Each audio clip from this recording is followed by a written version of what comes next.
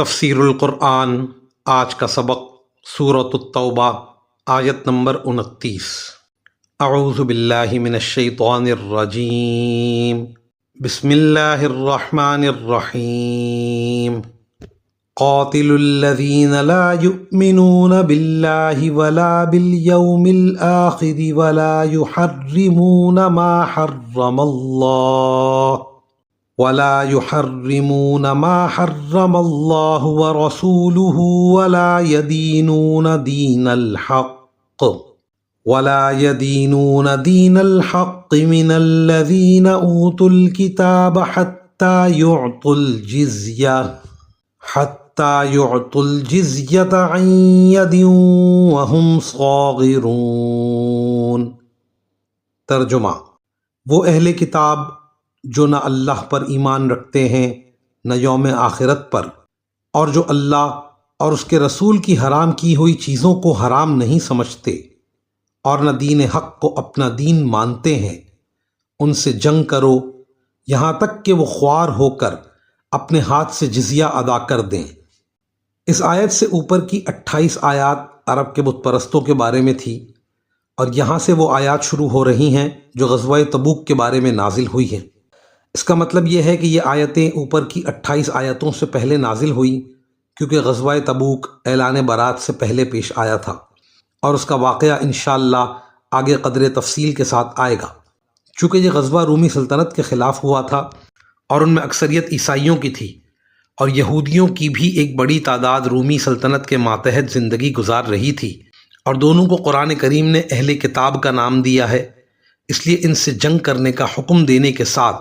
ان کے عقائد اور اعمال کی کچھ خرابیاں ان آیات میں بیان فرمائی گئی ہیں۔ بت پرستوں کے لیے تو جزیرہ عرب میں مستقل رہائش ممنوع کر دی گئی تھی، لیکن اہل کتاب کے لیے یہ گنجائش رکھی گئی تھی کہ وہ اسلامی ریاست کے غیر مسلم شہری کی حیثیت میں جزیہ ادا کر کے رہ سکتے ہیں۔ یہ رعایت حضرت صلی اللہ علیہ وسلم کی حیات طیبہ میں تو برقرار رہی، لیکن آپ صلی اللہ علیہ وسلم نے وفات سے پہلے یہ وصیت فرمائی تھی کہ یہود اور نصارہ کو جزیرہ عرب سے نکال دو۔ چنانچہ بعد میں حضرت عمر رضی اللہ تعالی عنہ نے اس وصیت پر عمل فرمایا، لیکن یہ حکم صرف جزیرہ عرب کے ساتھ مخصوص تھا۔ جزیرہ عرب کے باہر جہاں کہیں اسلامی حکومت قائم ہو، وہاں اب بھی نہ صرف اہل کتاب بلکہ دوسرے تمام غیر مسلم اسلامی ریاست کے شہری کی حیثیت سے رہ سکتے ہیں، جہاں انہیں اپنے مذہب پر عمل کی آزادی ہے، بشرطے کہ وہ ملکی قوانین کی پابندی کریں۔ جزیہ ایک ٹیکس ہے جو مسلمان ریاست کے ان غیر مسلم شہریوں سے لیا جاتا ہے جو لڑنے کی صلاحیت رکھتے ہوں، چنانچہ عورتوں، بچوں، بوڑھوں اور تارک الدنیا مذہبی پیشواؤں سے جزیہ نہیں لیا جاتا۔ یہ در حقیقت ان کے پرامن طریقے سے اسلامی ریاست میں رہنے اور اسلامی ریاست کے دفاع میں شریک نہ ہونے کا ٹیکس ہے، جس کے عوض اسلامی حکومت ان کے جان و مال کی ذمہ داری لیتی ہے۔ احادیث میں مسلمان حکمرانوں کو یہ تاکید کی گئی کہ وہ غیر مسلم باشندوں کے حقوق کا پورا خیال رکھیں اور ان پر اتنا ٹیکس عائد نہ کر دیں جو ان کی طاقت سے زیادہ ہو۔